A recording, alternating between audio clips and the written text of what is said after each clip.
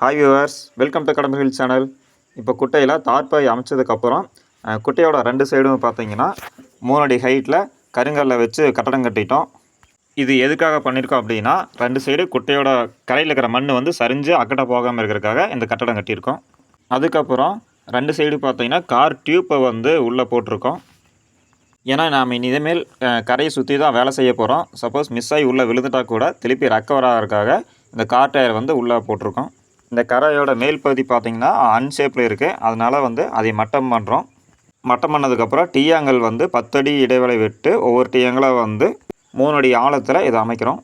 இந்த டீயாங்கலை வந்து எதுக்காக அமைக்கிறோம் அப்படின்னா, வெளியில் இருக்கிற பாம்பு சில பூச்சிகள் வந்து குட்டைக்குள்ளே போகாமல் அவாய்ட் பண்ணுறதுக்காக நம்ம சுற்றி வலை கட்ட போகிறோம். அந்த வலை கட்டுறதுக்காக இந்த டீயாங்கலை வந்து நம்ம அமைக்கிறோம்.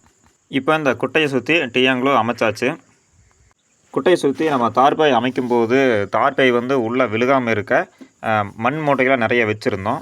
இப்போ அதை எடுத்துகிட்டு தார்பாயை வந்து நம்ம முதலே வந்து ஒரு வாய்க்கால் மாதிரி தோண்டி வச்சுருந்தோம். அந்த வாய்க்காலுக்குள்ளே தார்பாய் வந்து பேக் பண்ணணும். இந்த தார்பாயை வந்து பேக் பண்ணுறதுக்கு கல் இல்லாத நல்ல மண்ணாக வேணும். ஸோ அதை நம்ம காட்டுக்குள்ளே வந்து ஒரு இடத்துல சூஸ் பண்ணி அதை நாங்கள் எடுத்துகிட்டு வந்து தார்பாய் பேக் பண்ண போகிறோம். நம்ம இதை முதலையவும் பேக் பண்ண முடியாது. ஏன்னா தண்ணி விட விட அது லோடாகி படுதை கொஞ்சமாக கீழே இழுக்கும். இப்போ மணல் மூட்டை நாங்கள் வச்சுருந்ததுனால என்னாங்கன்னா, லோடு ஆக ஆக நாங்கள் டெய்லி வந்து கொஞ்சமாக லூஸ் பண்ணி விடுவோம்.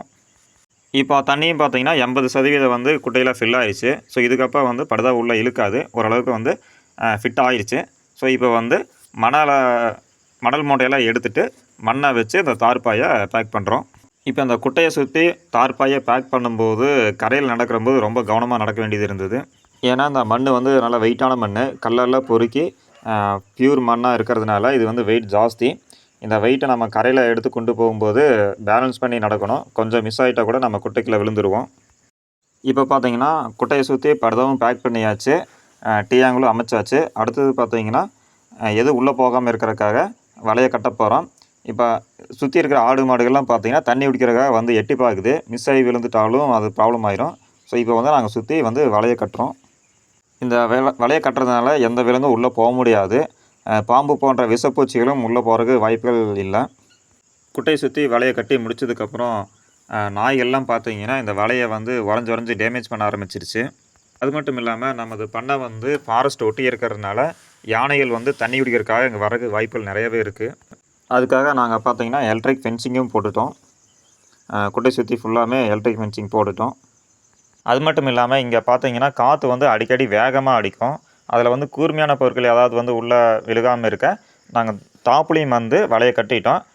ஒரு வேளை வந்து கூர்மையான பொருட்கள் உள்ளே விழுந்துச்சுன்னா நம்ம தார்பாய் வந்து டேமேஜ் பண்ணிடும். ஸோ அதுக்காக டாப்லேயும் வந்து வலையை கட்டிட்டோம்.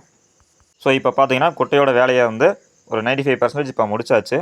நம்ம அடுத்த அப்டேட்டை அடுத்த வீடியோவில் பார்க்கலாம். தேங்க்யூ ஃபார் வாட்சிங்.